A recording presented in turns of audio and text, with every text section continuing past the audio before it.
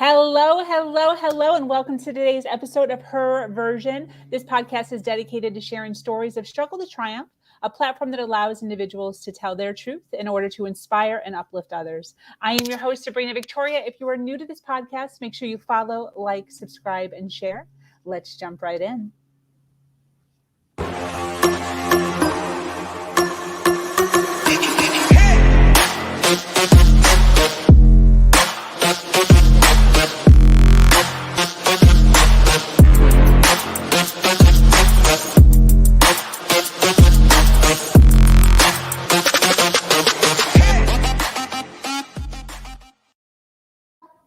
Thank you for joining us today for this episode of Her Version. The Her Version platform is built on storytelling and the understanding that many times our greatest learning experiences come from listening to other people's stories. Today, I am speaking with an amazing woman named Elizabeth.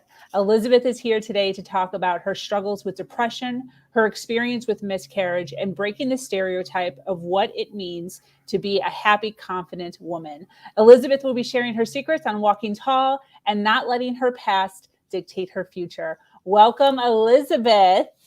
Thank you so much for having me. How are you, girl? I'm good. Lots of stuff going on. But I bet. But your eyeliner's on fleek right now, so looking good. I love to use this numerology app that tells you what color you're supposed to wear on any given day, and I literally do the same makeup every time I put makeup on. I just use whatever color the app tells me to. So are you serious? Yeah. Mm-hmm. This is a real thing. You'll have to share that. Well, I mean, it's just a numerology app that gives you like a palette of like, people would probably just apply it to like what clothes that they're wearing or what jewelry that they're wearing, but I use it to decide what eyeshadow to wear. I love that. So today was turquoise and blue. Well, it fits the motif of Her Version because the colors are pink and teal. So I that's love perfect. Those colors. Yeah. That's perfect. I love that. Wow. I'm glad I'm on brand for you. Yes. That's awesome. I'm so excited to jump in and talk to you. Your story is, I know it's relatable to so many females out there. And having you, share your past experiences and your journey, I really think will be extremely eye-opening for females out there that have endured a similar story as yours. I would like it, if you don't mind, to kind of start you out in the beginning, your childhood, your teen years, kind of what that looked like, some of the struggles that you went through early on. Do you mind kind of breaking that down and kind of talking about your early childhood, early teen years? Yeah, sure. I feel like the thing that pops out the most when I think about going back to that time is just like a lot of loneliness. I have two half brothers that grew up with their mother in Norway. So I was raised as an only child. Some people might tell you that I have all of the only child personality quirks, but I don't know. I don't think so. But I've always been like a little bit weird, a little bit quirky, and like had a very big challenge in finding my tribe, so to speak. Okay. I went to an all-girls school. I had legacy there, like my cousin, my mom, my aunt, like I was supposed to go there like and graduate, it was a K through 12 situation. But I was teased mercilessly. I was miserable. Okay. My parents even went to go speak with like the principal, like to try to get things under control a little bit better. I had my first sort of experimentation with food deprivation in like second grade when I was there. Wow, that's early. Yeah, really early. Just being teased for being fat and ugly. And then I guess I was just like socially awkward, but I remember that I have a memory of like going through the cafeteria line, and there would be an entree and then like some sides, and I would skip the entree and go for just like, it was like, one of those little tiny solo cups with like an ice cream scoop worth of tuna fish. Really? Yeah. Wait, how young were you? It was second That's like grade, I think. 7. Or maybe even first. It may have been first. Yeah, I was 7 or 8 years old. Wow. Uh-huh. Yeah. No kidding. Yeah. And then I was very exposed to very aware of like the Slim Fast. Okay. Do you remember Ultra Slim Fast? Yeah, of course. Like it was like the first weight loss shake that came out. So I was just very aware of body weight, manipulating it with what you ate. And then I was just not a very like athletic kid growing up either. Like just, playing tag on the playground. Like if someone tagged me, the game was over. Like it was done. Like it seems funny, but like I wish it was a punchline, but it's totally the truth. Very competitive. Oh, no. Oh, not competitive. The game was over because I couldn't catch anybody. Oh, no kidding. That's what I mean by the game was over. Got it. Like it ended with you. Mm-hmm. Yeah, because I couldn't catch anybody. It was, Looking back, was that food you were eating or lack of exercise, or what was that? Fast food? Well, no, it wasn't. Or was it you weren't even overweight and like? I was a chunky kid, but I was also very tall.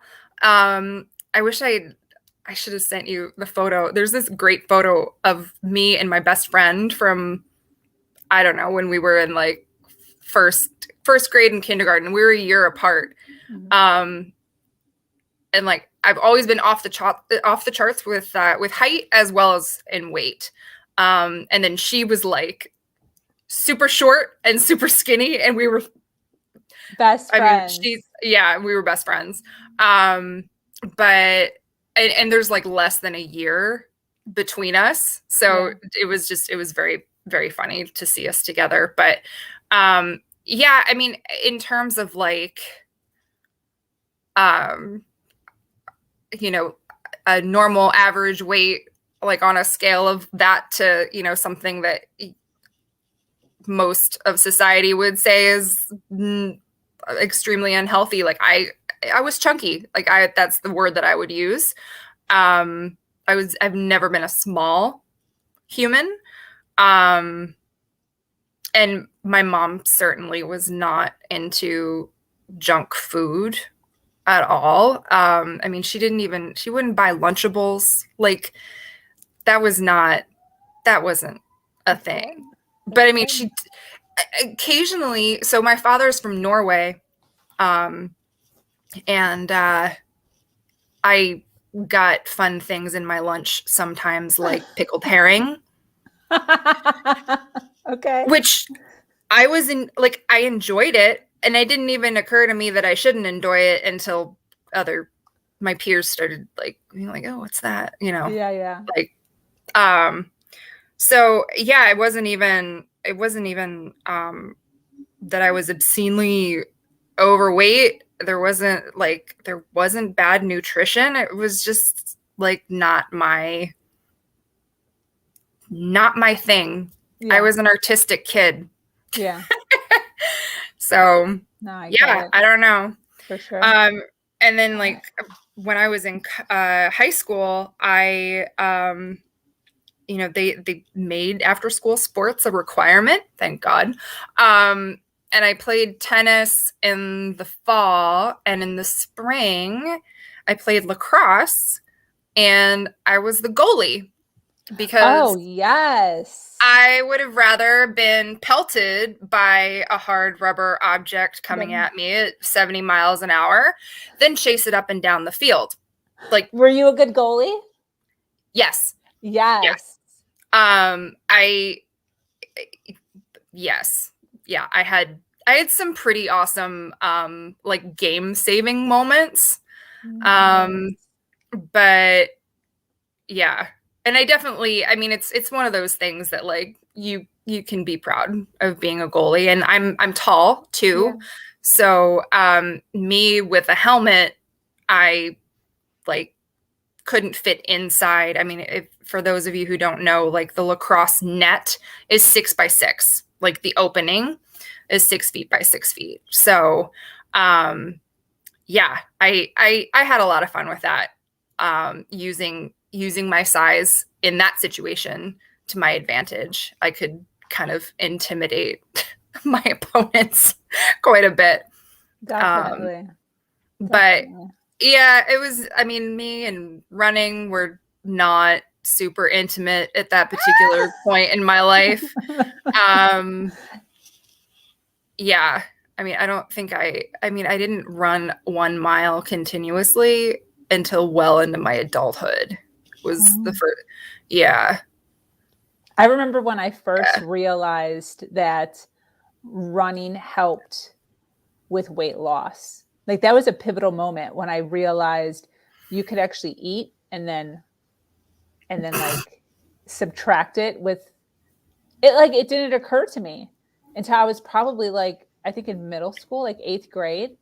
Oh. Like I did a step class and like I started losing weight and I'm like, oh my gosh, you can eat. Like it was a pivotal moment. I vividly remember. Isn't it crazy? That works. Yeah. Yeah. I don't know. Do you think that the concentration on your weight was possibly because your friend was so skinny? No. It was definitely around, because like I said, we were a year apart. She was the grade below me. We were friends. Part of the reason we were so close is that our mothers were close friends. Mm-hmm. They still are to this day. Yeah. Wow. And I mean, I text back and forth with my friend now, but yeah, our mothers still like talk almost on a weekly basis, which is quite something. But so I saw her outside of school. We had ballet together. We were always hanging out at each other's houses. The struggle for me was very much around what was happening at school. Got it. And the people that were in my class and my immediate learning environment, on the playground, so on and so forth. Yeah. I mean, like I have, not to be overly dramatic, but I don't even know if I would have survived if I had had social media. No kidding. Wait, what does that mean? I mean, I don't remember a time that I didn't experience some kind of darkness. Okay. I don't know if that was like an absence of spirituality. When my mom offered to enroll me in Sunday school, I was like, why? Because how old are you when that happens? Like 5, 6 years old or so? Yeah. Like when you start. I looked at her straight in the eye and said, I don't want to go to school to learn about something I don't believe in. Wow. That was the end of that conversation. Wow. But so I don't know if that's connected, or if it's just like the incessant teasing that I experienced, the ostracization. What is that word? Yeah, I'm not going to try it either. The kids ostracized me quite a bit. Yeah. And just sort of feeling very alone. I don't remember a time that I didn't struggle with depression. So starting from my earliest memories of being alive, of being a human, there's always some kind of like dark heaviness in the background. And then it was like in high school, and I was in 9th grade when I first started with self-harm. And so what was your mental state during all of this? I mean, I know you're saying darkness and depression. Is there any, I mean, self-harm, that's a big yeah, I mean, I would say that I kind of like tripped into self-harm the way other people might trip into an addiction of like a different type of drug. Wow, explain. Where you're not even, I mean, it was just a very sort of innocent, I happened to be doing my homework at the time, and someone had just given me a scented candle for my birthday. So the candle was on, and like I had my house key, and it was just like what happens if I, like, what does this feel like if I put a very hot piece of metal on my skin? Wow. And then like what happened after that, I think what kept me coming back to that behavior was watching myself heal, like literally watching my skin heal and come back together. Because I would burn myself to the point where I knew I would scar. Like I was looking for a blister, and like sometimes when you burn yourself, you don't blister until the next day, right? Yeah. Like I was burning myself to the point where I was blistering in the moment, like before I was done. Yeah. And I mean, some of that has to do with being so numb that you just want to feel something. Got it. And then, like I said, some of it also had to do with like the kind of nurturing the wound.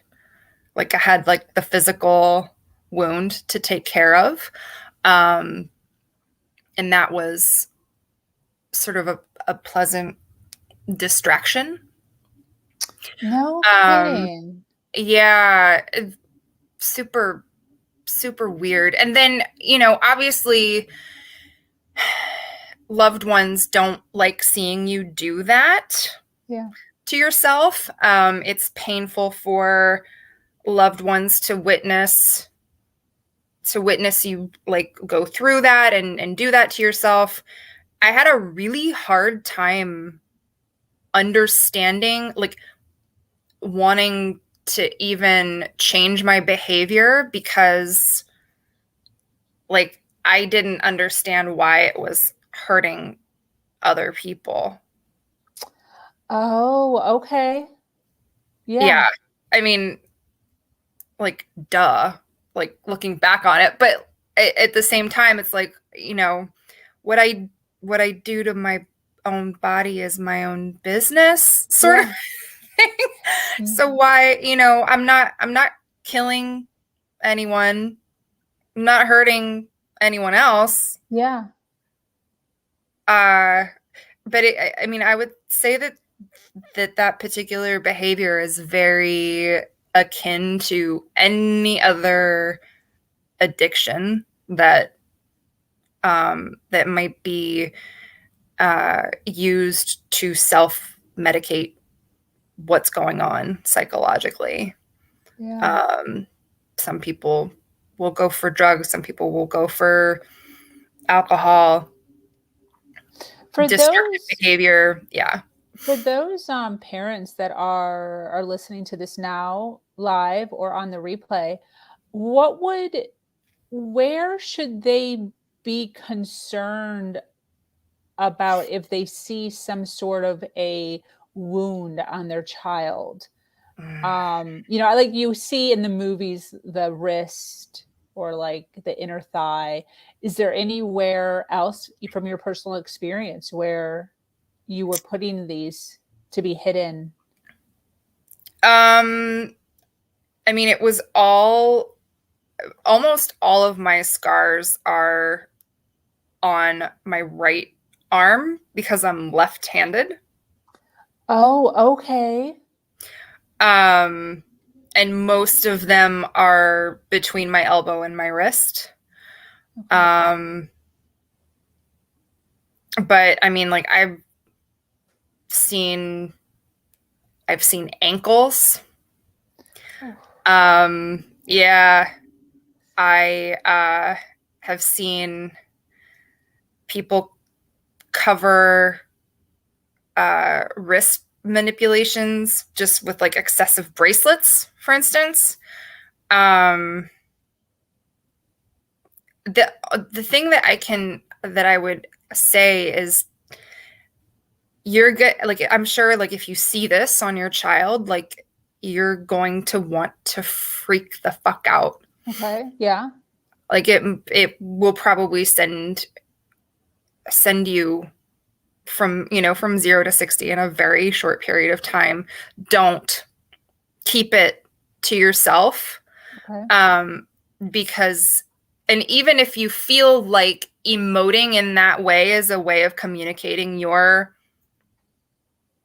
love and concern, it's not going to land that way. What do you suggest? Just try to be as neutral about it as possible. Because there may be, like, you can't possibly tell someone anything worse than what they've told themselves already. So if there's any shame associated with the behavior, I mean, like, the worst thing is just to be like, oh my gosh, like, this is such a disappointment. Like, yeah, I would. I totally get that. Yeah. And I wouldn't have even thought about that. So I appreciate you saying that. I mean, not myself. I like, my initial instinct wouldn't be to like just start screaming, but I could see how somebody would say, what, like, how could you, or why would you, or exactly. Yeah, that could I mean, there's no answer. There's no logical answer to it. So don't even ask that question. Yeah. And, you may never, like, watching your child go through that, or any loved one, you may probably will never understand what it is they're going through. Yeah. And it's not your job to. The best thing that you can do is hold space. What does that mean? What do you need right now? Oh, I love that. And I think sometimes, especially like with mental health, like sending a kid to a psychologist or a psychiatrist, like, might even feel like punishment. Like, oh, I did this, like, I have this behavior, so I'm being punished with this. For those who are unaware, finding a good, it's not just a matter of whether or not the doctor is good, but the nature of, talk therapy means that there is a relationship. So you should definitely shop around. And if you are a parent guiding your child through this, let them know that the first person you take them to see doesn't have to be the one that they're working with. Absolutely. like interview people. Because it will absolutely make a difference. Yeah, I mean, I definitely recommend not trying to like manage the treatment like within a household. Yeah. But I also know that the most effective talk therapy comes from when the person who's receiving the therapy opts into it themselves. When you feel ready, there's less resistance to all of it. So yeah, that would be my. How long did all of this last? Did this last into adulthood or teenage? Oh yeah. Or really? Yeah. So the first time I burned myself, I was 14 years old. The last time I remember doing something destructive physically, destructive to my to my flesh, was less than 9 years ago. I'm 39, so 30. Wow. From 14 to 30. And then did you just make a cognitive decision that that's enough, or what happened? Yeah, I would say that it's a decision, and it's not necessarily a decision that I think about very often.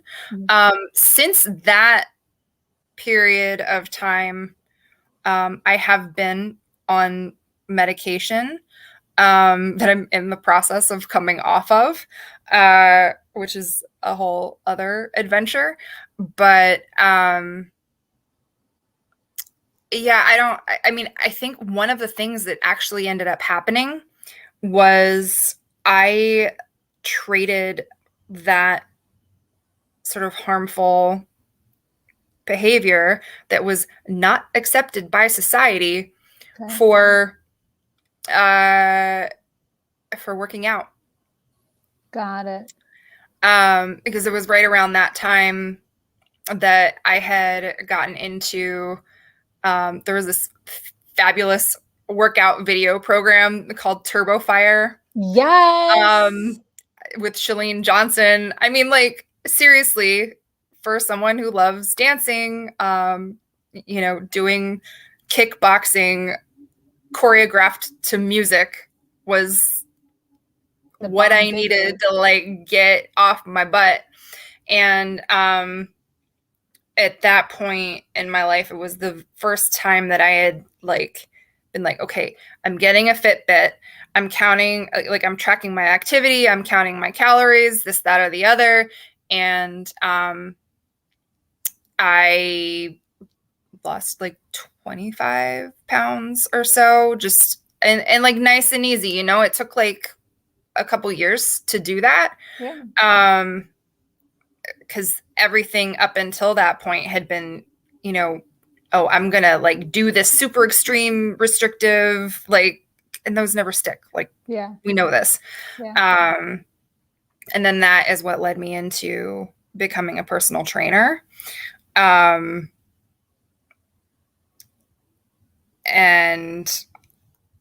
everything I learned being a personal trainer is like what shifted, but kind of like going back to my original point of like, I would work out so hard. And I mean, I still enjoy this. I still enjoy working out to the point where I'm shaking. Looking for the delayed onset muscle soreness. So like also enjoying the pain after a workout, which is not, I mean, that's not an indication that your workout was any more effective. Like I know this as a fitness professional, like you don't have to have DOMS is what it's called, delayed onset muscle soreness, to have an effective muscle building workout. But like, yeah, I think I kind of kind of traded my self-harm, my burning behavior for working out. Yeah. I love that you're so self-aware of that, because I think that happens a lot, and it winds up getting out of hand because we're not aware of it. Right. And it's also it's a behavior that is accepted by society as being something that is good, something that is healthy. Oh, great. You're losing weight. That automatically means you're getting healthier. This is not true. Sometimes weight loss is a result of unfavorable circumstances, unhealthy behavior. Sometimes weight gain is the result of better mental health. Yeah. So I was just sort of able to like slide my so I guess it was almost like punishment in a way, like and I mean it was great because at that point in time I was eating everything under the sun. Like I ate like a college boy because I was working out so hard and I was like building muscle and yeah, I ate all of it. Yeah. All the time. I was hungry all the time. All the time. But yeah, I kind of want to back up a little bit. Your early adult years. I know that there was a couple of things that kind of happened in between, you know, your 15 and 30 years there.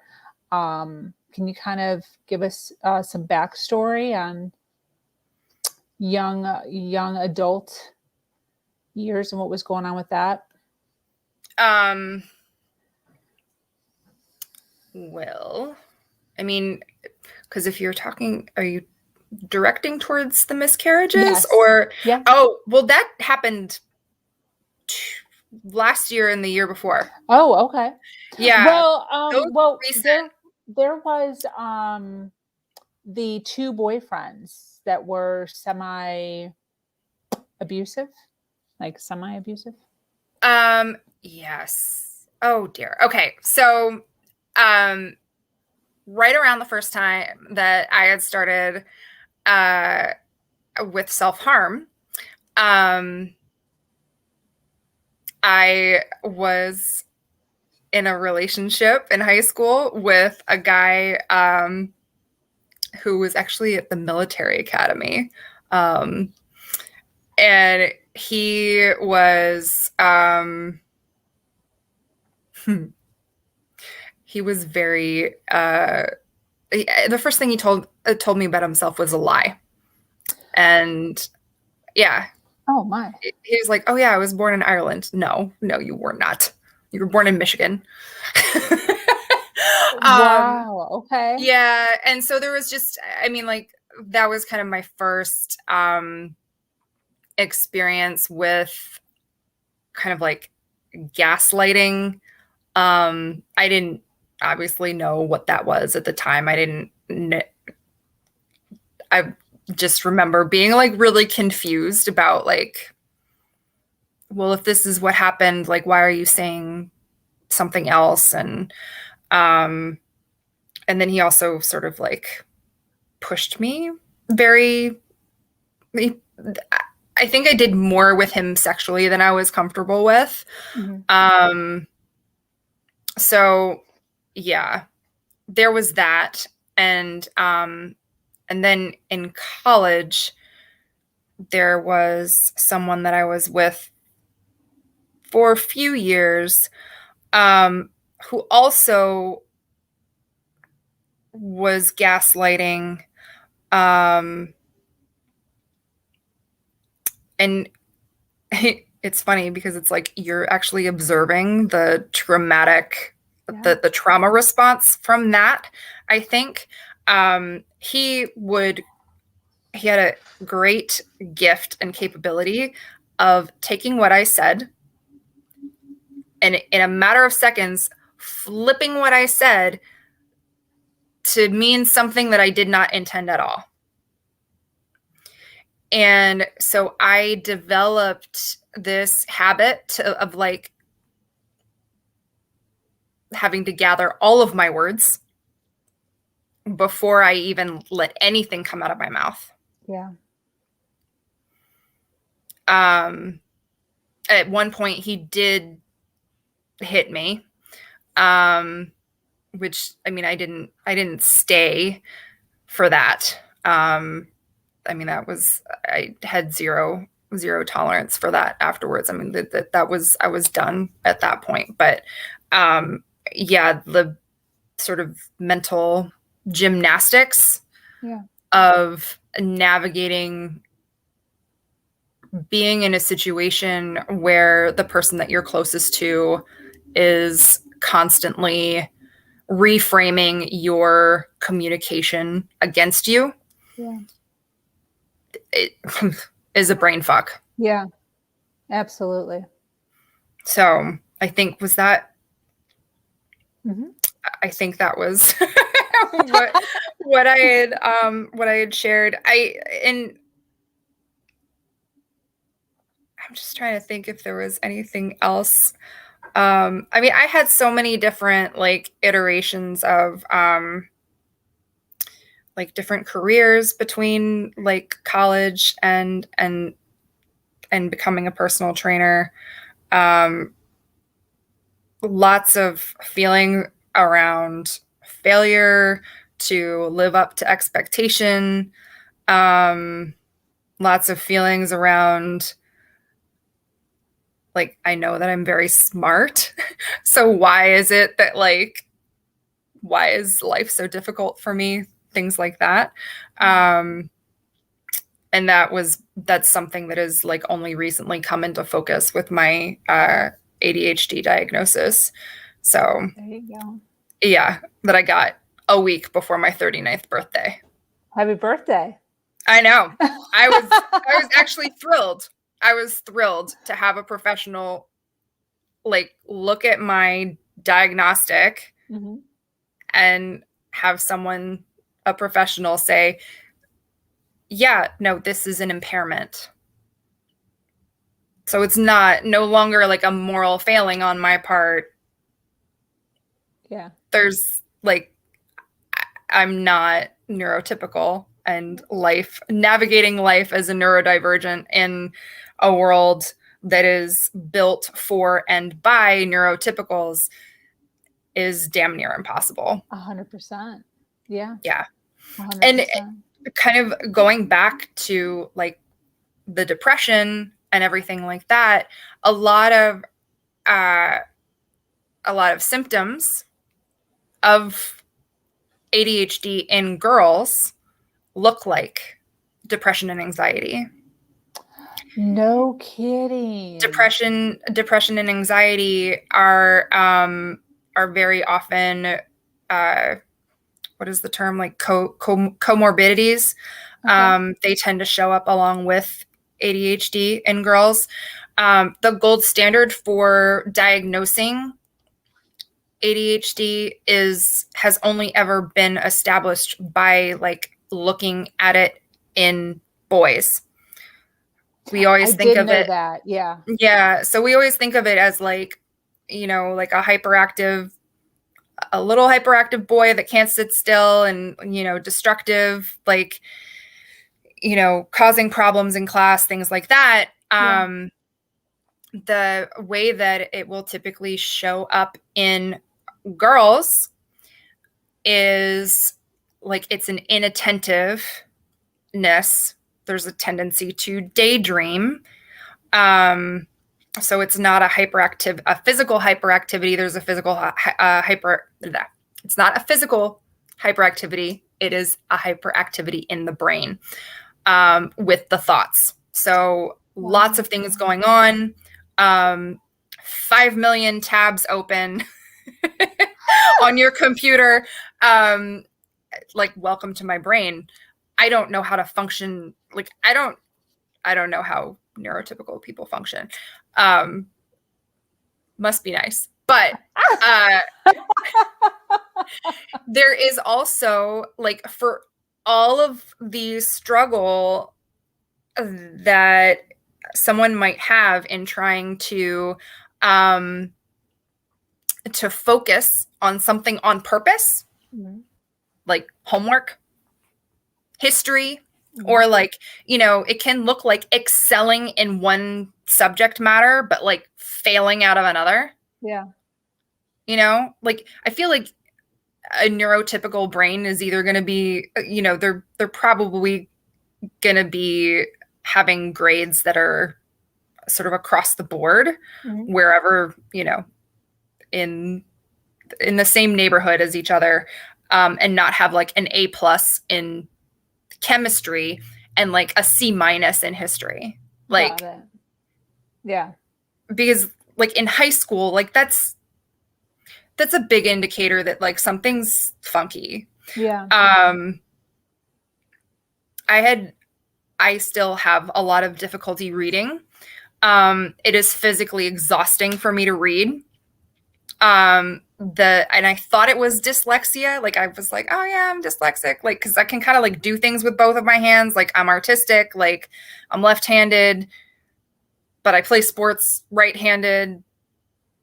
Maybe, the open dyslexic font helps me read a little bit more easily. Yeah.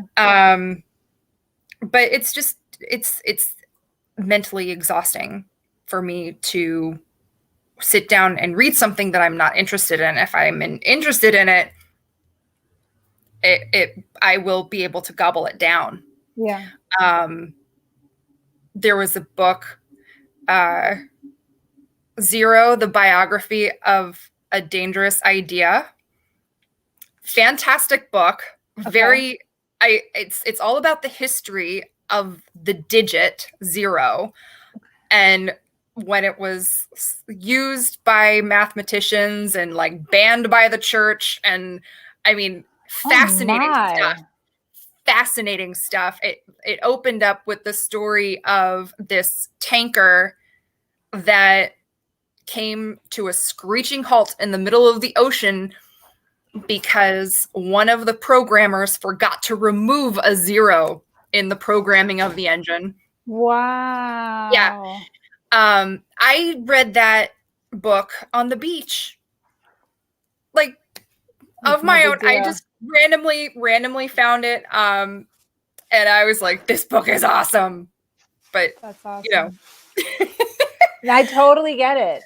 Yeah. I totally get it. That's so interesting. And it would be so nice if more people, or the school system, was more attuned to that.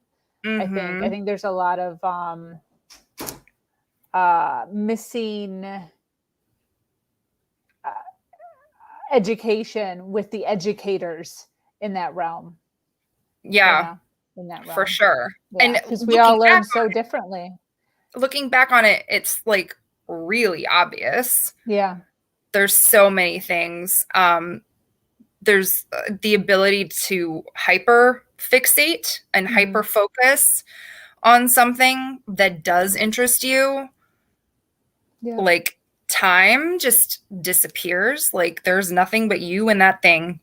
And, it's not that you forget to eat or forget to go to the bathroom. It's that you ignore those physical signals.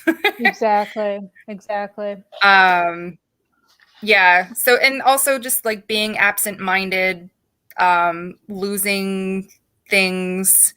Sometimes I would drive myself like in high school, I would drive myself all the way home only to realize that I had left my backpack at school.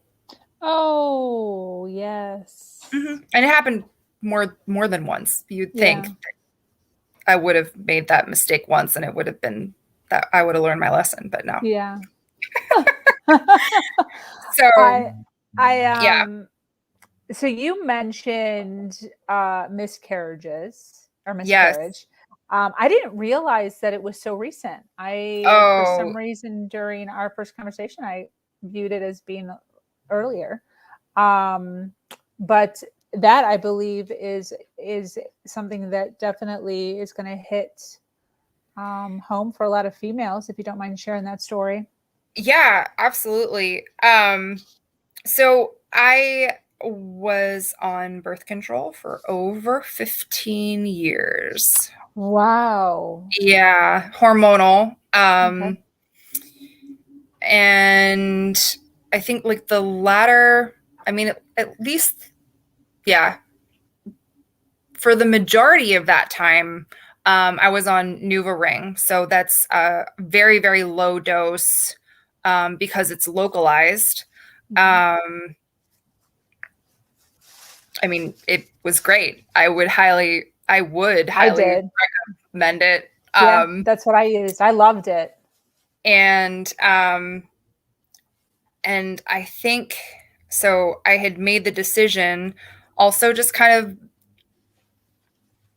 one of the things, I'm going to back up a little bit.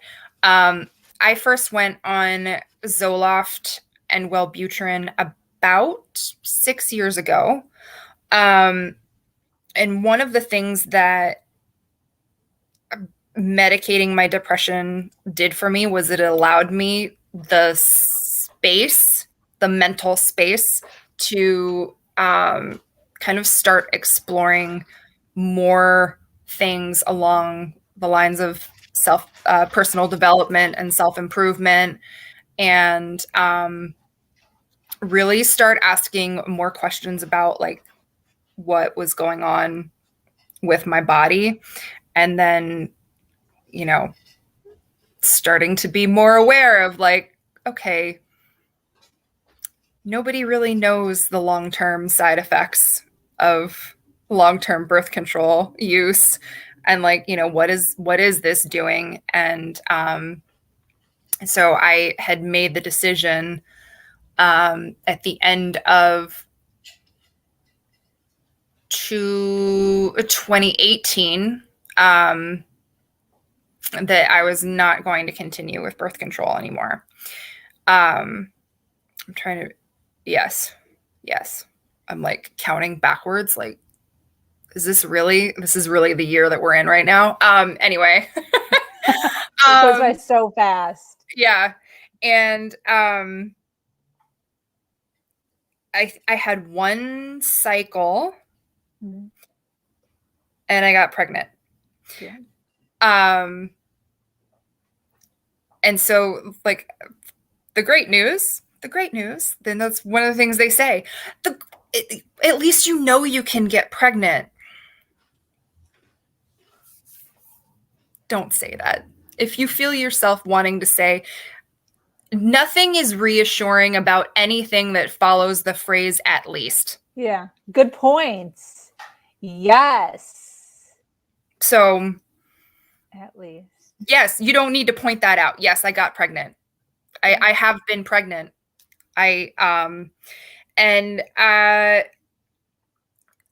was like, I mean, I asked my doctor, I was like, so when can I breathe? You know, at that point, like I went in for the pregnancy confirmation where they do a blood test. And I asked her, I was like, when can I breathe? And she's like, if you can get to 10 weeks with a heartbeat, you have a 99% chance of bringing home a healthy baby. Okay. Got to get to my first ultrasound. Yeah. That was what I just kept on saying. I experienced some of the worst nausea I have ever experienced in my life. Wow. To the point where I couldn't eat.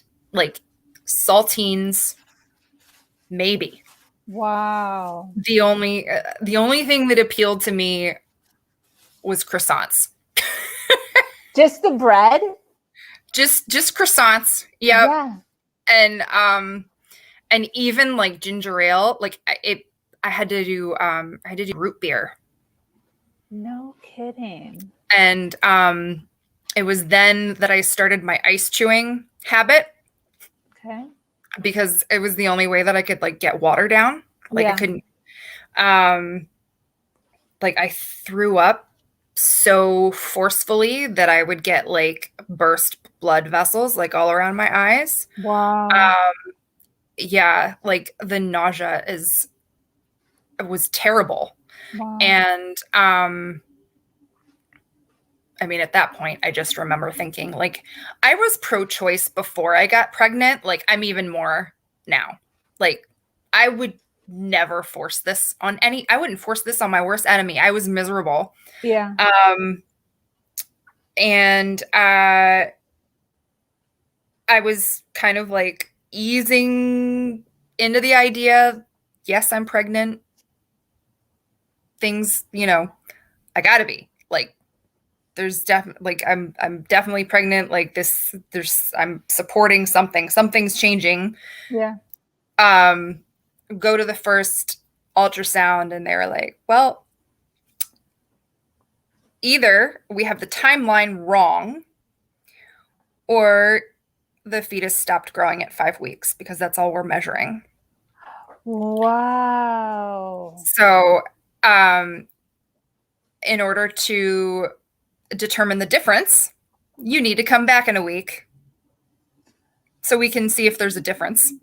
Like, no kidding. So they just send you home, like maybe you're still pregnant, maybe you're not. And you go back and you do another ultrasound and they confirm that there is no growth. Okay. And at that point, I kind of knew, because like all of my pregnancy symptoms had like shut off like almost overnight.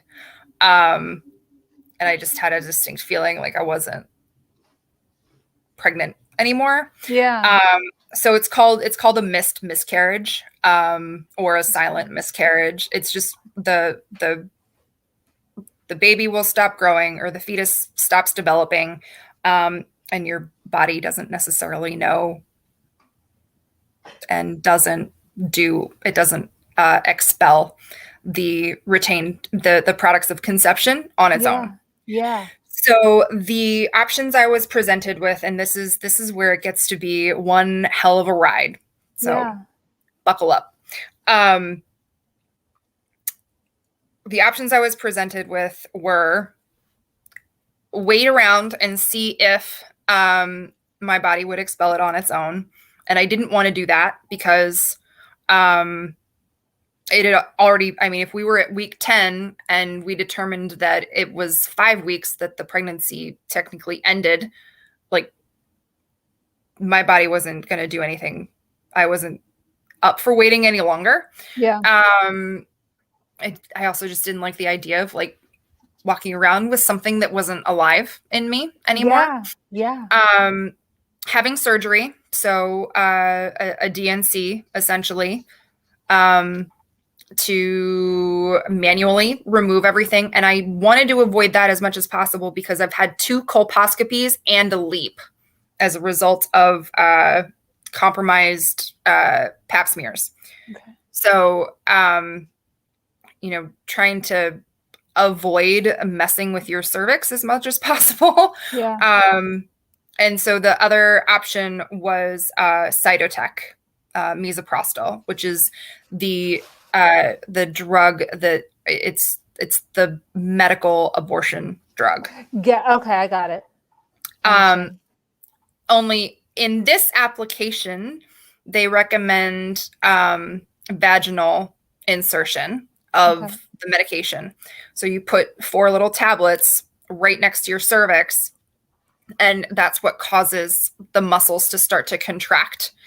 And it's like really fucking painful. They tell you, shit. I mean, you're giving birth to what it is. Yeah. Like, it is a labor in and of itself. Yeah. And they tell you to do it at night so that you sleep through most of the pain. Wow. I woke up because of the pain. And I remember just like I was squirming and I was like looking for comfort, and for whatever reason, moving out to the couch in the living room and feeling like the cold couch was like calming to me, and I was able to get a few more hours of sleep from like 5 a.m. to like 8 a.m. And like I remember laying on the couch and like all of a sudden I just woke up. my eyes were like wide open. I was like, what the fuck was that? I was like, something happened. Yeah. And I kind of like gingerly moved myself, sat up. Okay, I'm sitting. I gently stood up.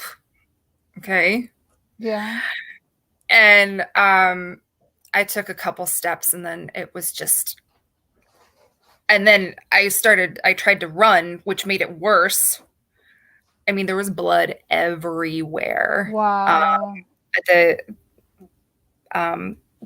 guy that I was with at the time, he had to clean up my bloody footprints from the kitchen floor. Wow. And it was to get myself like all the way into the shower to like, witness everything. I mean, it's like a biology lesson, like in your face. Wow. And I'm lucky in the sense that like I got to choose when it happened. Okay. I was prepared for it. Yeah. I think that there's this idea that a miscarriage can just like spontaneously happen, and you're like in the middle of doing something like anywhere, and like all of a sudden it's just out, and like that it's over. No, like that's not the way that it happens. But I was lucky in the sense that I was prepared for it. Like I knew what my body was about to do. I was in a controlled environment. I had the comfort of my bed, so on and so forth. Yeah. After the things that I saw, one would have thought that would have been the end of the story. However, going back into the office to confirm that the products of conception had been successfully evacuated, they found via transvaginal ultrasound that there was still stuff left behind. Okay, they sent me home to do it again. Another course of Cytotec. Nothing. Were you freaking out? Like, I don't usually freak out around stuff like this. I kind of save the freak out until the whole thing's done, and then I'm like, what the fuck just happened? I just try to deal with roll with the punches as much as possible. Okay. Because there was no like medical explanation for what it was I was going through. Yeah. My doctors had never seen anything like it at all. Because it continues on. So I did another dose of the Cytotec, and I don't know if it's because I did I took some Oxy alongside, because I was just like, I'm not doing this again. Yeah. So I took some Oxy so that I could just like pass out, which I have left over from a previous surgery, massive hip surgery that I have, just in case you're wondering where I got the Oxy from. It was prescribed. Well, anyone else who's listening to me, it was prescribed to me. My name is on the bottle. I'm not throwing out unused Oxy. Sorry. So yeah, it came in useful that day. And so I don't know if the combination made it not as effective, but there was nothing. I had like no bleeding with the Cytotec that second time. So I went in, and like, of course, like they're like, no, nothing. It's still there. So they set me up for surgery, a DNC. So, I go in, it's an outpatient procedure where they will literally, they go in and they like scrape it all off and suck it all out. And, there's a team of people in there Yeah. There's an anesthesiologist. There's like, nurses and like the doctor doing it. And there's multiple eyes on you observing what's going on. I go in for my follow-up a week after. There are still retained products of conception after my doctors are like, we have no fucking clue how this happened. Wow. My doctor was literally like, I saw this with my own eyes and I don't understand. So we tried two other methods. We tried, I can't remember the name of the drug, but it's a drug that they give to women when they're in labor to help induce cramping. Okay. That did nothing. They put me on like get cramps? No. Oh, okay. Well, that's nice at least. It'd be horrible to be cramping. Yeah, it wasn't as painful. They put me on like a month worth of like hormonal therapy to try to fake my body into having a period. I was like, I track my flow, my period. And if you look back at that point in time, there is just a chunk of red for about 6 weeks. I was bleeding for 6 weeks straight. Wow. At one point, because I think what was happening is that my body was still like going through the cycle of going through a menstrual cycle, but because I still had the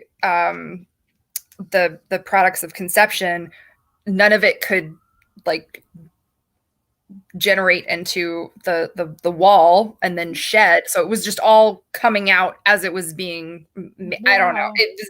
It was pretty crazy. They then sent me, I mean, like we're talking about a process that took probably 4 months. Wow.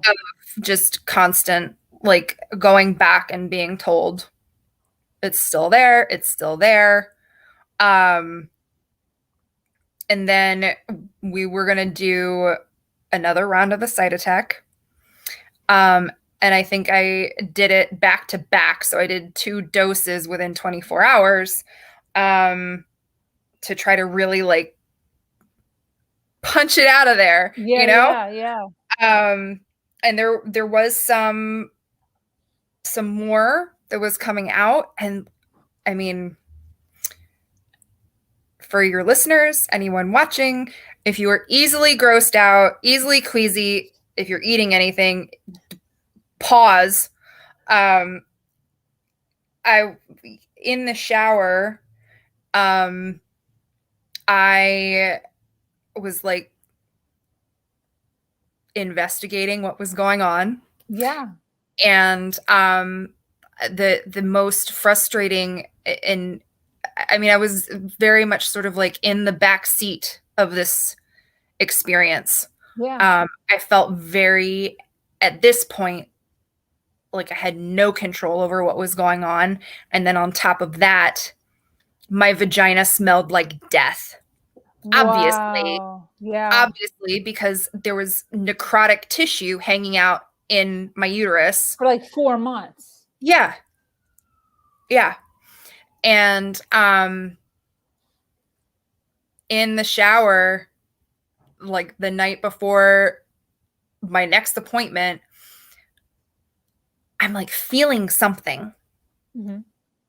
And like, this is not supposed to be there. Like, I know what my cervix feels like. Yeah. And something is there that's not part of my cervix. Yeah. And it felt like almost like a string.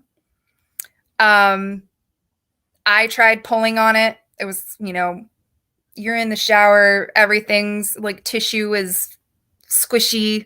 Yeah. I have long nails. Like it wasn't budging. I mean, it was very, I thought that it would probably get pulled off of whatever was on the other end before it would pull out whatever was on the other end. Yeah. So the next time I went to the doctor, they did the transvaginal ultrasound, which for those of you who don't know, it's a wand that they will insert vaginally in order to look at your uterus, especially because in the early stages of pregnancy, they can't even see what's developing if they do an ultrasound on your abdomen. So that's what they kept on like using to look at what was going on. Yeah. And at that point, I was like, someone's human eye needs to look at my cervix, please. I'm like, something is there that is not supposed to be there. Yeah. And you need to look at it. So like, go get the speculum. Yeah. And investigate. And for some reason, I've had multiple doctors tell me that, like, oh no, you can't possibly be feeling your cervix. Like, I don't know what that's about. Like, yes, no, I know what my cervix feels like. Don't be telling me that I don't know. No. Yes. No. Anyway, yeah, so she's down there and she's like legitimately surprised at my accurate account of the situation. Yeah. This isn't supposed to be there. Do you want me to try to get it out? Like, are you going to be okay? There's going to be cramping. Like, please do what you can right now. Please. Yeah. Ping pong ball sized piece of, it wasn't even bloody or red anymore. It was gray. Wow. Just piece of tissue. Stunk up the whole room. Wow. Oh yeah. Fan-fucking-tastic. So all of that, and it was just sitting there, just hanging out. Just hanging out. Like on a shelf or something? Like, like, how did they and there's a camera. It was just I don't even know. To go see. It was like camouflaged. Like a chameleon. Yeah, I don't know. Wow. So, yep. And then the second time, my second pregnancy was like almost exactly a year later. Yeah. And I had the same thing happen where the first ultrasound revealed not an accurate measurement for what they were expecting, timeline wise. And so that time they were like, all right, well, given your history, go ahead and do the cytotech twice. Yeah. That was as rough, if not rougher than the first time, pain wise. Wow. You ran out of oxy? Sorry. That was the thing. I didn't want to take it because I wanted to be conscious for the experience. I didn't want to interfere with the effectiveness of the medicine. Yeah, because you were nervous about that. Yeah, and because you've got all sorts of fluids coming out of you. When you do the second dose, they tell you to do a sublingual dissolving. I don't know what that means. So, like you put it in some water? You put the tablet under your tongue and let it dissolve. So a lot of people don't realize a sublingual application is almost as direct as injecting it into your bloodstream. Oh. You think about like the capillaries or whatever. Yeah, like how thin that skin is underneath your tongue, and then you can just like see your veins. Circulatory system there. Yeah. Which is why it's actually safer to eat fluoride than it is to floss or gargle with it. But that's a whole other tangent that I could get on.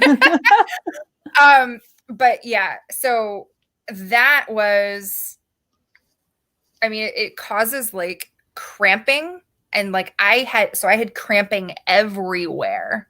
Wow. Like, because it was a systemic application. Yeah. And then I went in and they were like, yeah, it's still there. I was like, are you fucking kidding me right now? And I'm not even sure if I made it. I think I went looking for it, actually, if I recall correctly. It's a little bit fuzzy, but I think I went looking for it, having that history and that experience from the first one. Yeah.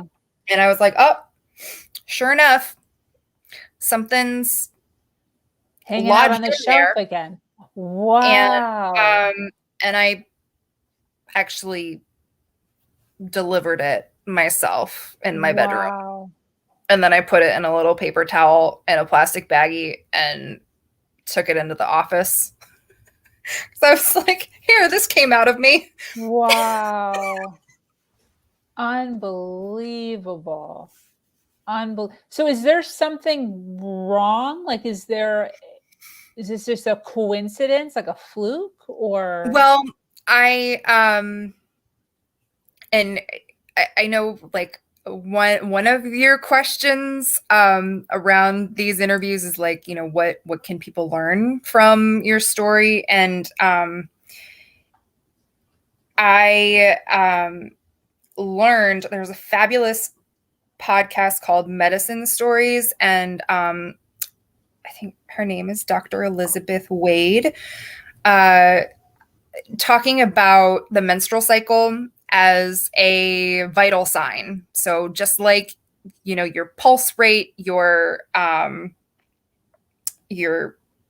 blood pressure, so on and so forth, what's going on with your cycle is another indication of your health. And all of the different things that our body communicates to us throughout the cycle. I mean, we've largely learned to ignore it or turn it off in the case of hormonal birth control, right? Yeah. But there's so many things that happen.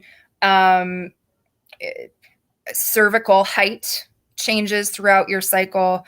The cervical fluids will change throughout your cycle, from like being nice and slippery to being kind of like a little bit more dry, whatever. Like the pH of your vagina changes throughout your cycle. When you are more fertile, it will become less acidic.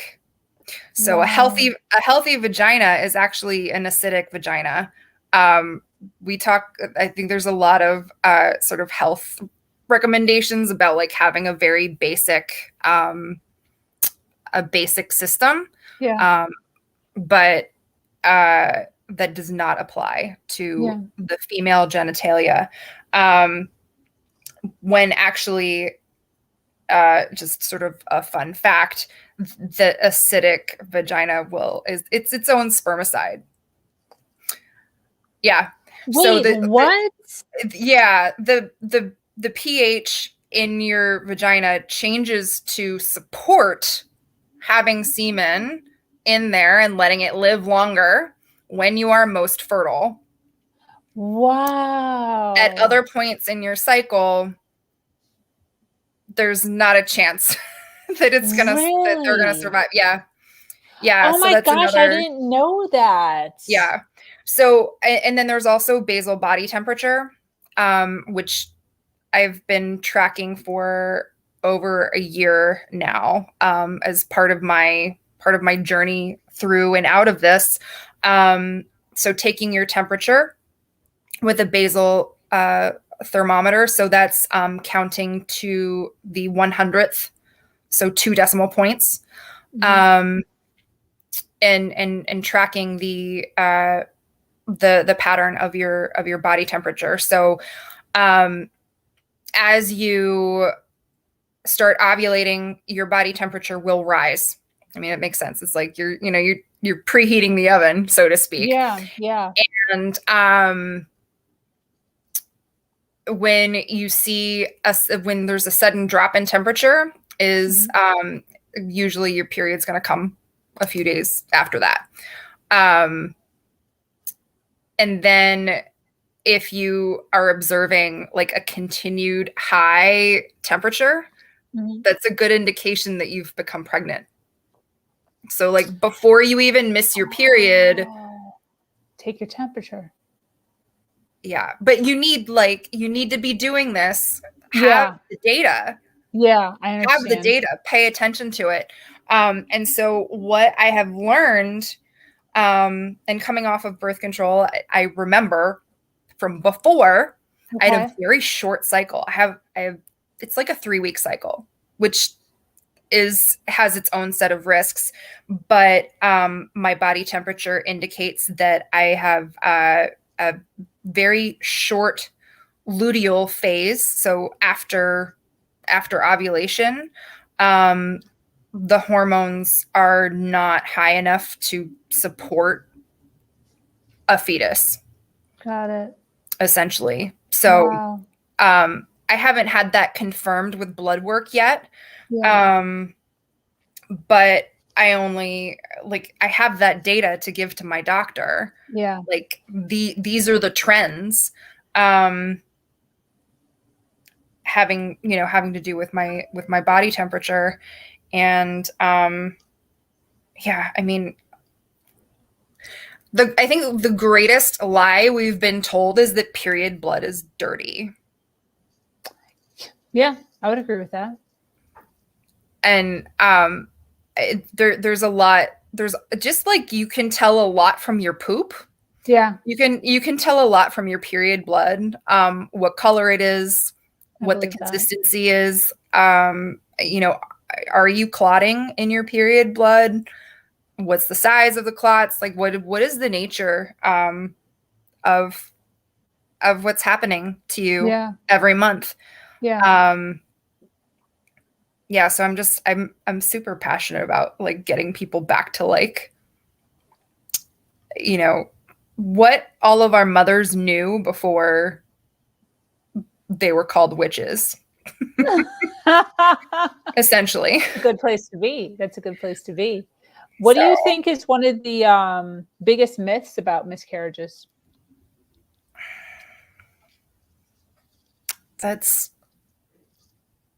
I think the biggest myth is that they're kind of rare.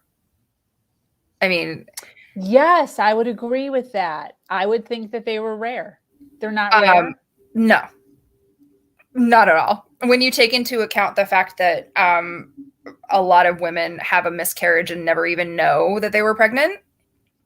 Wow. Okay. Yeah, approximately a third of known pregnancies never make it past the first trimester.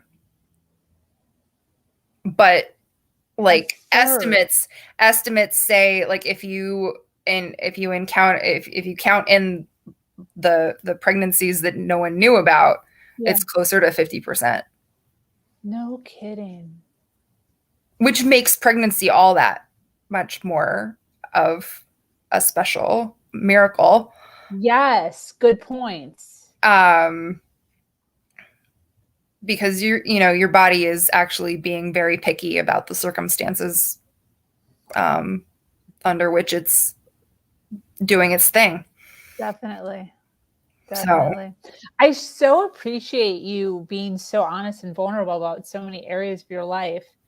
I think a lot of times, we sit and I think most people that I sit with, there's, like one major or something that they're willing to, that they think is worthy. But I think what is so interesting about you and I talking while we're sitting here is like, there's so many things. There really is. There's so many things that we mentally and emotionally endure throughout our lives.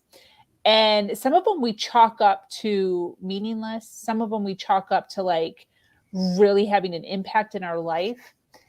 And it really changes the trajectory of our entire path because we're continuously pivoting according to the last challenge that we just went through. And I love that there's so much that you shared. As far as your healing goes, as far as, going back over and sharing all of this, what were some of the things knowingly that you've done throughout the years that you've done to kind of heal from these different aspects of your life?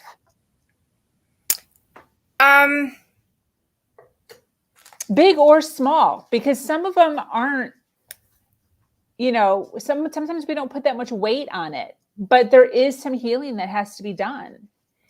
Yeah, for sure. I mean, the first thing that comes to mind is just like working with a coach can certainly help.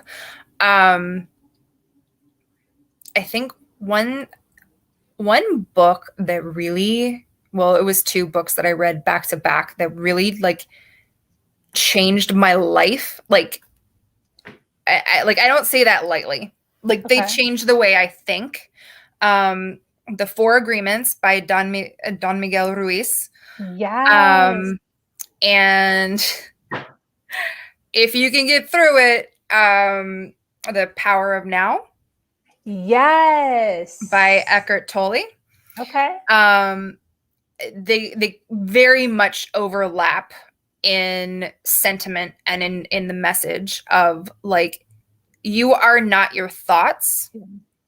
And a lot of the thoughts that you have about a certain something, if you examine them, aren't even yours. Yeah, absolutely. So much of it is learned and taught. I mean, I think like we have so much to learn from little kids, and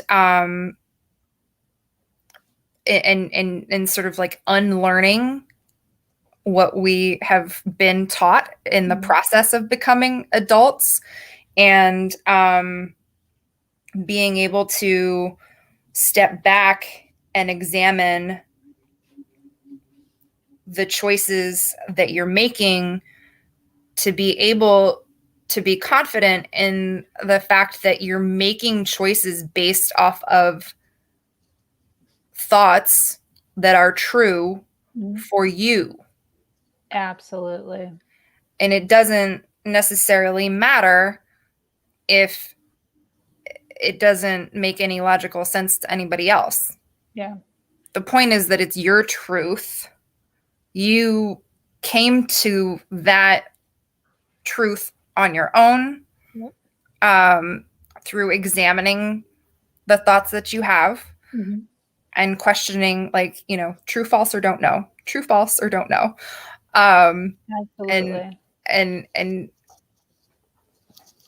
so making decisions, moving from that space of like, this is,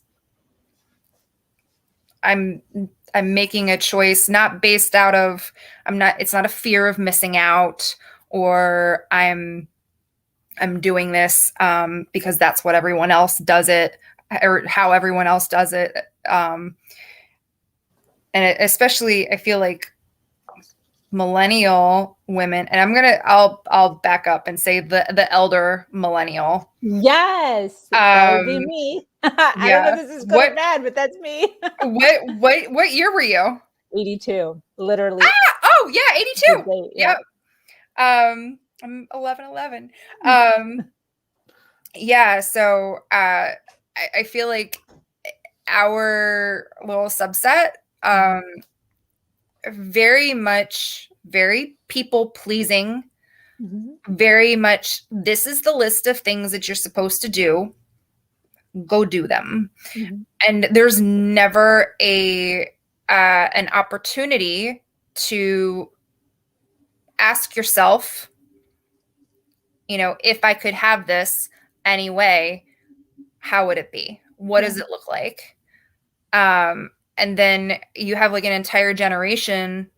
I mean, it's not just the women of our generation, but I think women tend to fall into it a little bit more readily. You know, kind of getting to the end of that checklist and being like, why am I not happy?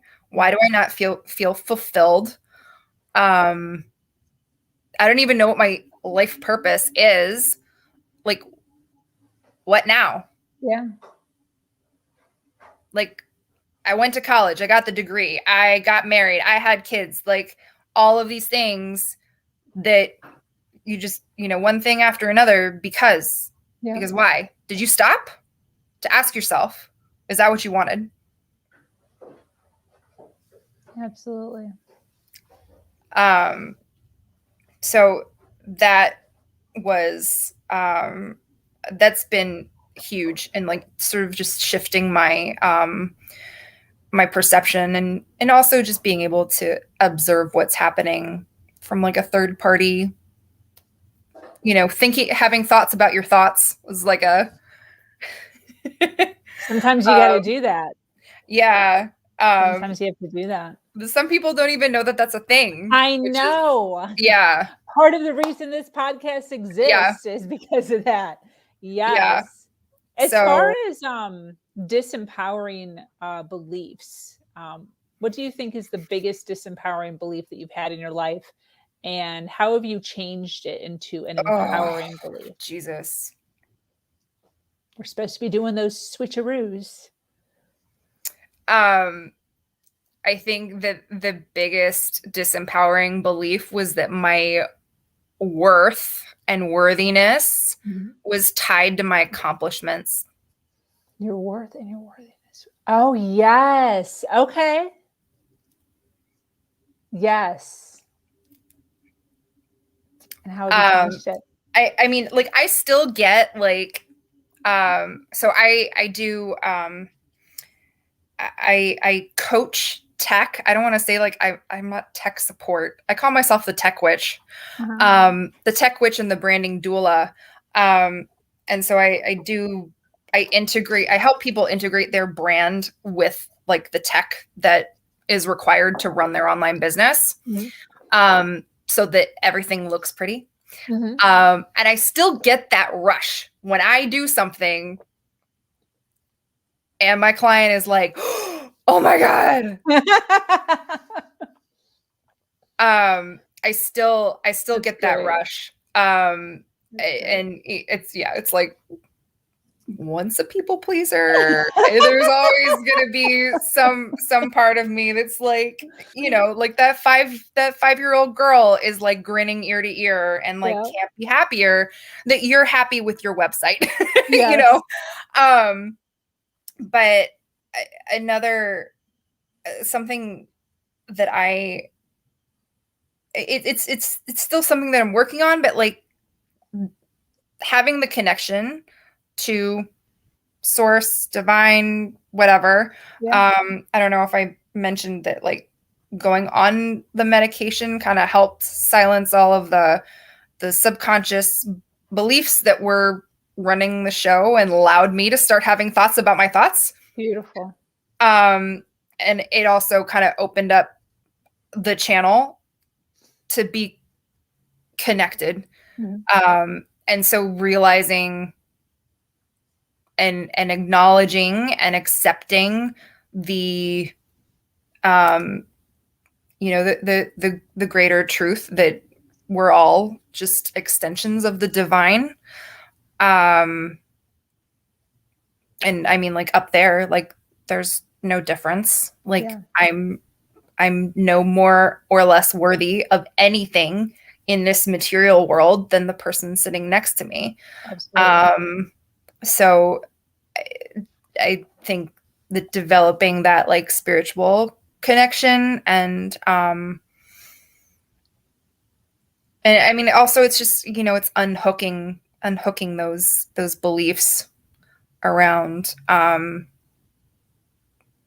mean, it's society is just, we're steeped in it like all the time.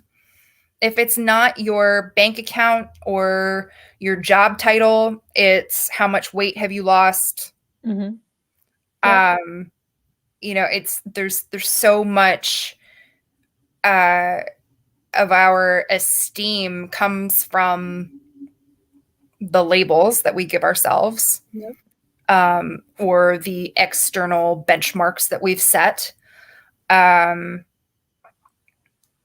And it's a rat race. Absolutely.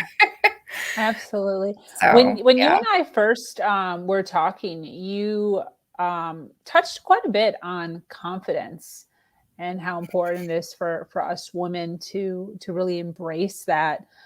What do you believe confidence looks like to you?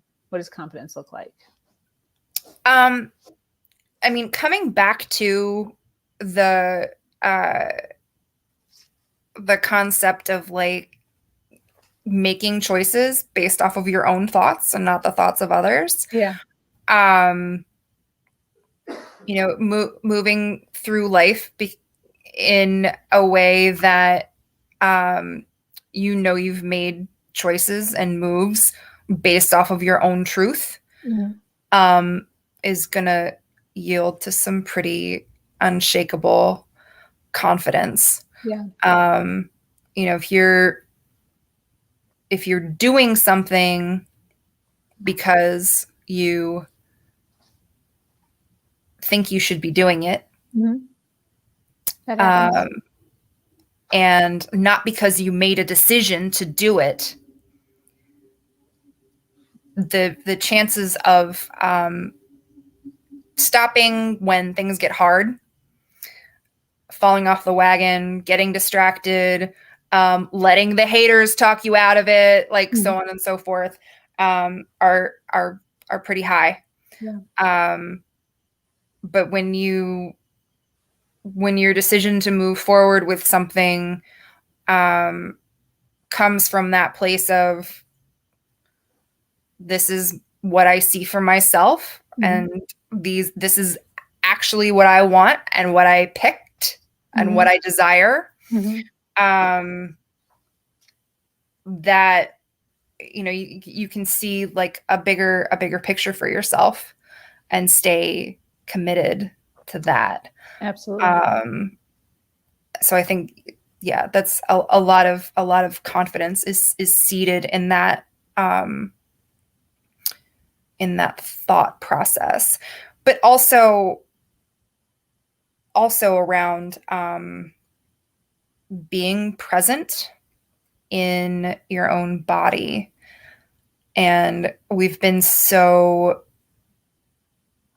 is something that I became very passionate about in my time as a personal trainer. Just the degree to which we have been divorced from the physical vessel that we're inhabiting in this time period. Like when you're here on this planet for this particular time, you're given a certain vehicle. And I think so many people, and especially women, are just like, we ignore the cues. Like, our bodies are talking to us all the time, all day long, and we're getting feedback from our environment. Like our entire body can be utilized to take in information. But there's sort of a pandemic of disconnection and lack of awareness. And that leads to shitty posture, bad alignment, and all of those things turn into the things that we chalk up to old age. Can actually be prevented by mindfulness, being mindful of your body. Just for example, the number of people that I see with fallen arches, people that are like way too young, and like Western medicine would just slap a shoe insert in to like correct the foot and be done with it, without ever prescribing any type of foot strengthening exercise. There are more muscles in our feet than there are in our hands. Oh, that's right. I heard about that. And you like, we have built-in arch support. It's called muscles. Wow. And shoes are terrible. Yeah. They're horrible. Yeah. Being like, first of all, like not being able to feel the ground that you're walking on. That's another mode of like being disconnected from your body. But then also, when you're constantly just like shoving your feet into, into a shoe, and your toes can't move, you can't like grab the floor, your toes can't spread, you like, something that's not used will atrophy, and you start to lose mobility in the toe joints. Wow. You lose dexterity in all of those muscles, and like age-related loss of balance. Mm-hmm. Balance is all in the fine muscle controls in like our ankles through our toes. Yeah. Yeah. So but we don't think about that though. We don't think about it, but it makes sense. Right. Yeah. Yeah. So like that's just like one example of like the ways in which we're just like moseying on through life. Mm-hmm. Completely like, it's like people think that there's a brain and then a body. Mm-hmm. And like, it's like people move through life in spite of the physical vehicle that they were given, mm-hmm. rather than fully living in it and embodying the flesh that they were given. And I think a large part of confidence can be found in really loving and living in the body that you have. Yeah. I mean, especially like from being in the fitness industry, so much of it is like not working out to take care of yourself, but as punishment for being something that you or society deem not pretty enough, not healthy enough, whatever. Mm-hmm. So it's we've been so disconnected. I just saw a thread about someone had brought up the subject of free bleeding during your period, and aside from the questions around the logistics of free bleeding, because like some women have actually developed the skill of being able to be so connected to their bodies, mm-hmm. that they go to the bathroom when they need to empty, essentially. Wow. Yeah. It's not like you're not bleeding all over the place, but the number of comments around how gross or unsanitary this, that, or the other, like, it was heartbreaking. Yeah. To me. I've never even heard of that before. So I'm gonna have to look it up. It's that, and like menstrual cups are the bomb. If that's what I use. If I could just do a plug for menstrual cups. Yeah. Yeah, I've been on the same one, actually. I've had the same one since like 2014, maybe. Oh, wow. What brand is it? It's the original, like Diva Cup, like the hard. Oh, the Diva Cup? Yeah. Yeah. I love it. I absolutely love it. I think I need to go back to that one, but I digress. Yeah. So there's the comments on that thread were so heartbreaking to me. I'm like, these are women, mm-hmm. talking about how gross a period is. Mm-hmm. Yeah. And I've even heard people say that as far as the Diva Cup goes, they're like, I can't handle the Diva Cup because it's just too grotesque. Because you kind of do. It's a little intimate. But I love it. How how are we so disconnected? Yeah, that's the whole thing. That is too intimate. Yeah, that's the whole thing. How are we so disconnected and so disgusted with our own bodies as women? Yep. That this amazing, it's a self-cleaning machine. Yeah. Is too gross. Yeah. No. Yep. No, go collect it in a cup and examine it. Yeah. Touch it. Play with it. Seriously, like, get over yourself. It is you. It's coming from you. Yeah. And it's not waste. It's not. Yeah. Someone compared it to like going poop without a toilet. I'm like, that's not even. It hurts my heart. It hurts my heart. Like. Yeah. I could see that. I've never looked at it that way, but I could see that. Definitely. So I'm kind of indifferent to it. I don't put any thought into it at all. Just, it is what it is. Yeah. Well, I mean, it wouldn't surprise you after hearing me. It's for me, it's a manner of being able to collect data, having a menstrual cup. Yeah. Oh, that's interesting. Okay. Yeah, because I mean, obviously with a tampon, you can't do it. And even pads can be too absorbent to be able to observe what it is that's coming out of your body. Got it.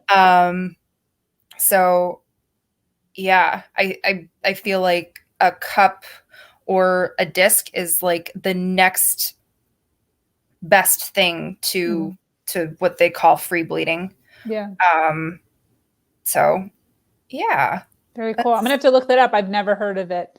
So I'm kind of excited. I'm always interested in looking at, I do a lot of unconventional things with my body. So, but a lot of it is just, I'm just trying to get closer to, or farther away from commercialism. You know, a lot of this stuff is pushed on us just because of money. It just, they make more money. And so I do my best to kind of step away from that as much as possible. So I'm kind of excited to. I was going to say, is it unconventional or is it just not modernized?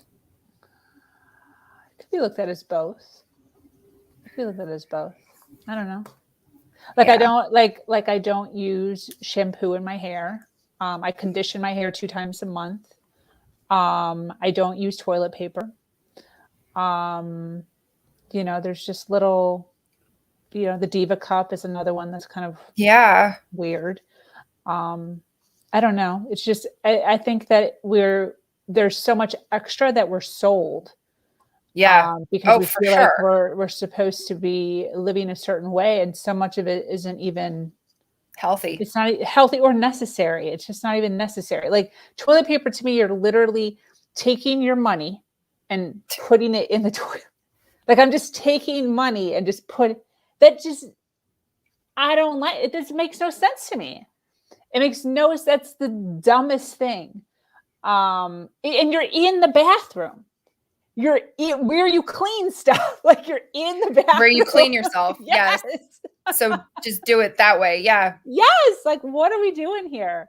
So, and it might be weird for some people, but I mean, I've been doing it for years of, not consuming so much, not using so much, and everything's fine.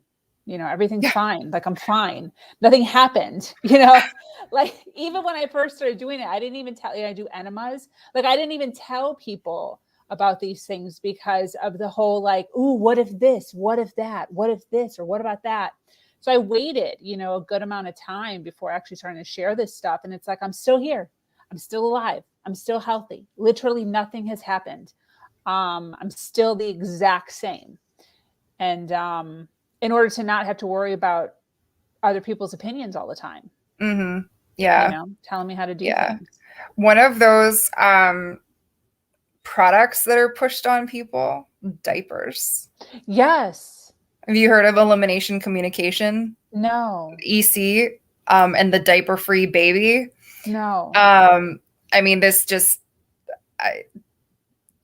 talking about, like, going back to things that we did before that we have forgotten about, is essentially learning baby's body language around needs. Most of us know baby's tired, baby's hungry. We literally train them to use their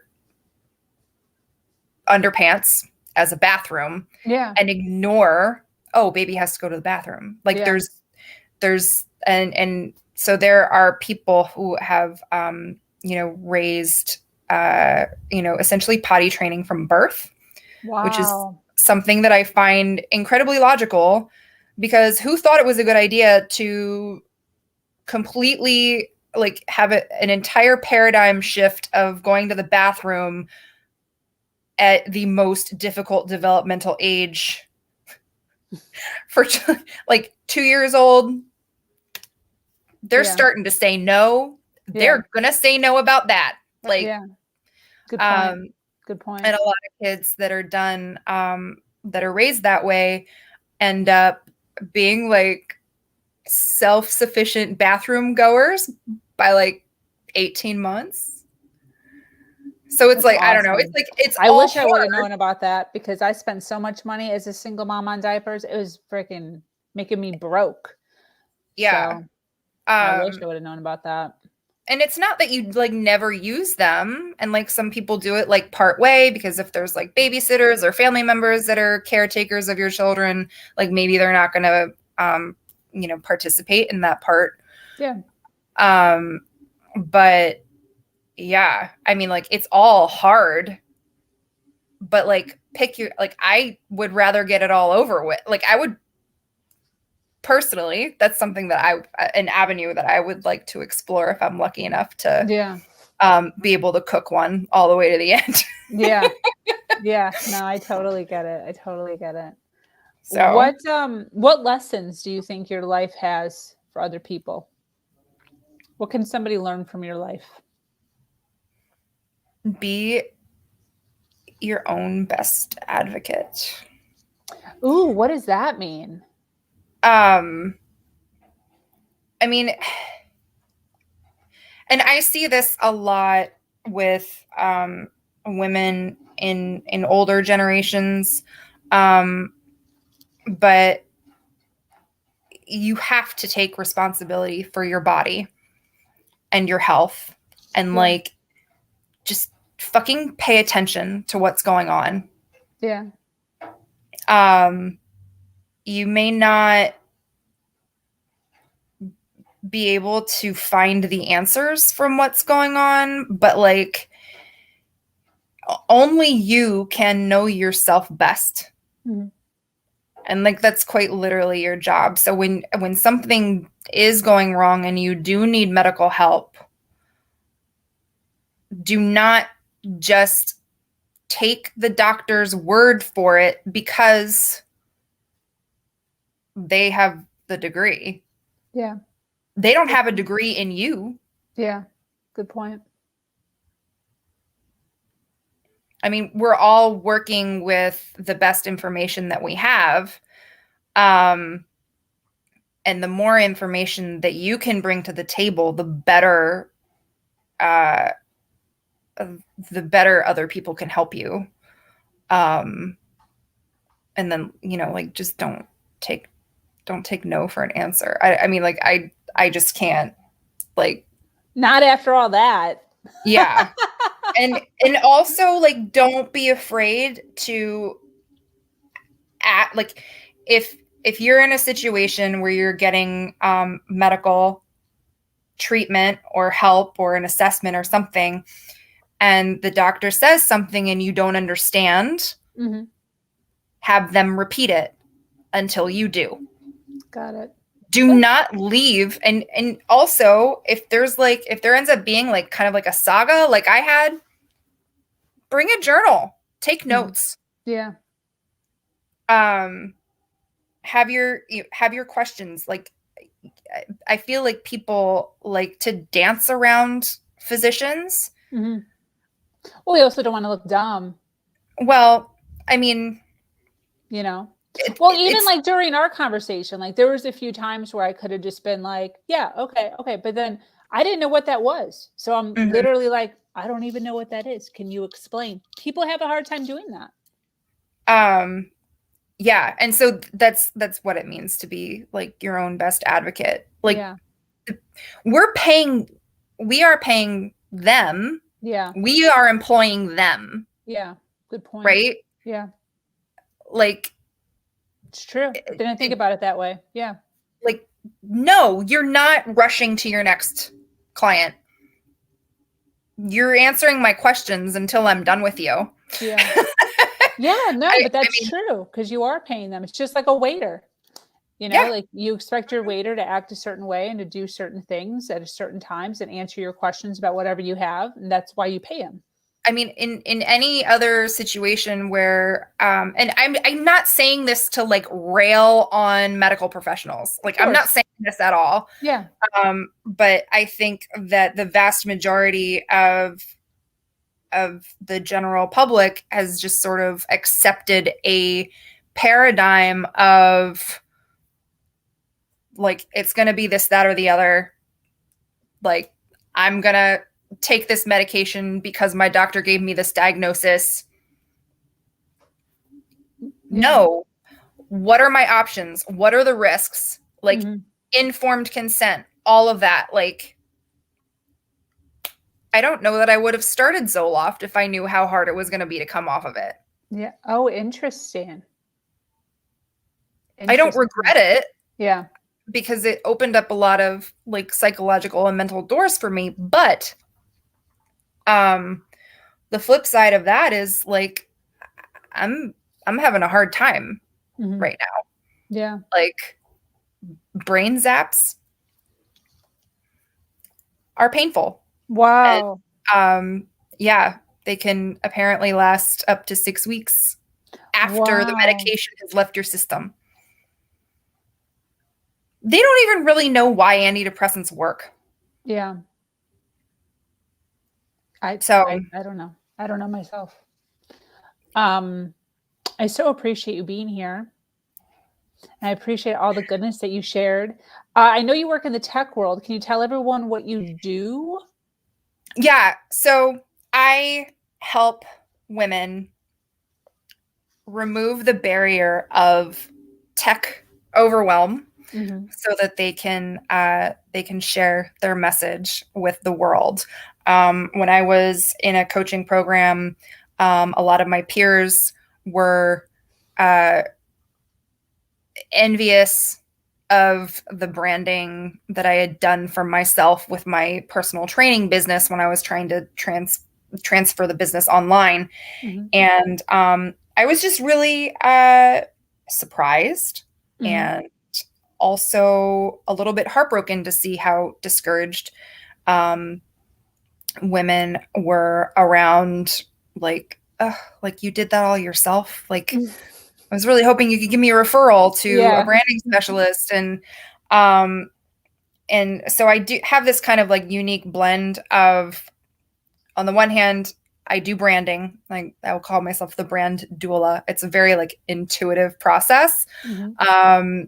And I actually use your birth chart to help inform not only like the aesthetics of your brand, but also brand strategy as far as like what platforms you should be like finding your people, your audience on, and like where you should be nurturing them, so on and so forth.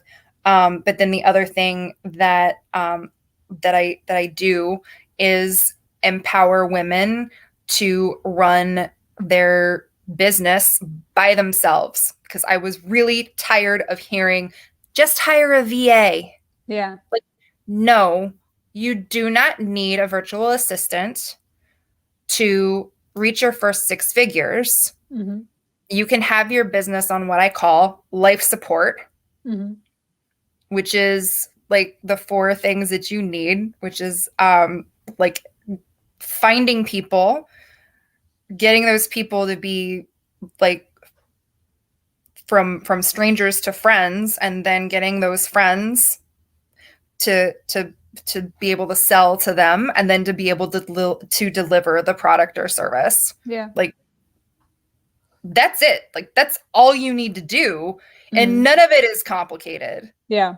And chances are, if you're running a business or offering some kind of a service, you are smart enough to be able to learn this stuff. Yeah. And I just have a very innate gift where the stuff that tends to paralyze other women is like a playground for me. Absolutely. So, yeah, like anyone who's like finding themselves going through like any like business in a box type course, there's going to be like a tech piece to it, like something about setting up some email sequence, some landing page, this, that, or the other. And then you never end up making good on the promise of the course because you were frozen by the tech part of it.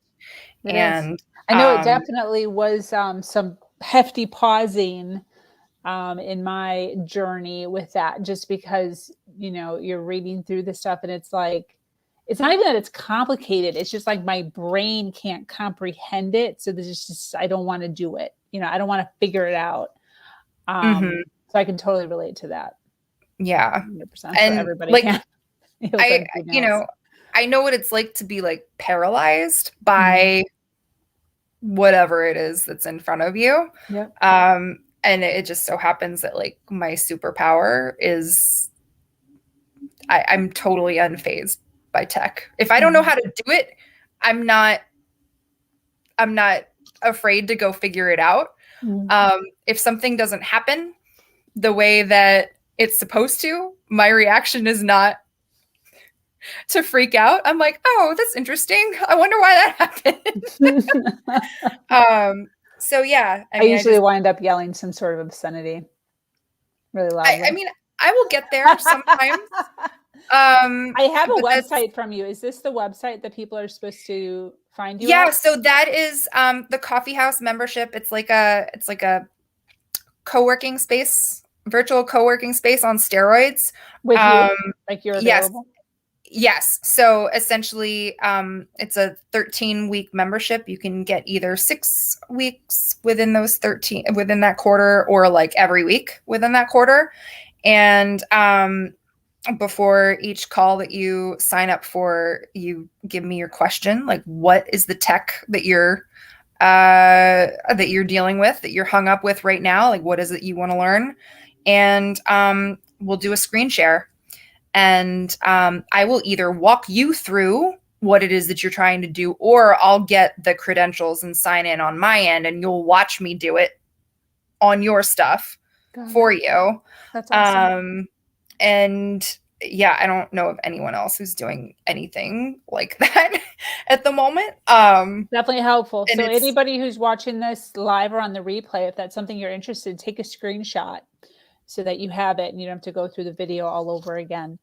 So you can look it up. Yeah. It's a lot of fun, and you get the side benefit of my dry, sarcastic humor in the process. That's great. Well, this has been phenomenal. I do want to ask one last question as we're closing up here. What's some advice that you would give to females who are struggling with their place? Well, I'm going to say, their place in society as a female. Because I'm like remembering what I was thinking and writing when I was looking over these questions before getting on this call. There's a really great quote about, it is, in order to function well in a sick society, you have to be sick yourself. So my advice to someone who's struggling with finding their place is stop trying to fit in. I believe that, astrologically speaking, we've got some really big changes. I mean, you thought the pandemic was big. There's more. Yeah, I agree with you. There's more. You might hear about the Pluto Return that's coming for the U.S. in on February 19th. We've been simmering, and I think we're coming to a boil at this point. Our culture, I think, has been so bombarded by women hating, female hating patriarchy, fear of the feminine, because it is so mercurial and uncontainable. And women have always been like historically, before we were labeled witches and hunted, we've been the keeper of information and practices that, it had to be magic. It had to be the work of the devil. Because we were so in tune with our bodies, we were so in tune with the environment and with nature. If you're feeling like you're out of place in a society that has essentially cut everyone off of the undulating cyclical nature of what it is to be a human being, an animal on this planet, don't try to change. Like, you're not the crazy one. Like, lean into it. Like, it might feel lonely, but you can find your people. I like, what were your mothers? What were the mothers doing before they were called witches? What were the mothers doing in your lineage? Oh, okay. Yeah. Go back and for each individual listening, what is your sort of, your pre-Christian lineage? Because we all have some. Yeah. Yep. That's the advice, that, because I've always been a loner. I didn't know why, but yeah, we have a wisdom, and it's in our bones. It's been passed down to us through generations. And I would just say, lean into it. Yeah. Lean into the discomfort, and instead of trying to fit in or iron out the wrinkles that are caused by your discomfort, instead ask why. What is it that is making me feel uncomfortable, and why? And maybe the thing that is making you feel uncomfortable about yourself is actually the thing that is the problem. Probably it is the problem, and not you. That makes sense. That totally makes sense. Thank you for that. I appreciate that. Do you have any closing thoughts before I close up here? No, this was 2 hours. Good grief. No, thank you so much for having me. It was a blast. Yeah. Yes, I so appreciate you sharing your story and sharing your journey and all of the things that went along with that. Definitely something for so many females to look up to, on multiple levels. So I so appreciate you coming on. I so appreciate you taking some time in your day to sit down and share everything with us. For those of you that are listening live, thank you so much for being here and being so supportive of Elizabeth and the Her Version podcast. And for those of you listening on the replay, if you have any questions or comments while you are listening, we always go back and reply to anything and everything. So thank you so much for joining us here on Her Version. If you have an amazing story to share of struggle to triumph, be sure to reach out to me here or at herversion.life. I am your host, Sabrina Victoria, and I'm so grateful to be here sharing a platform that allows people to share their truth and inspire others. Do something awesome today. Much love.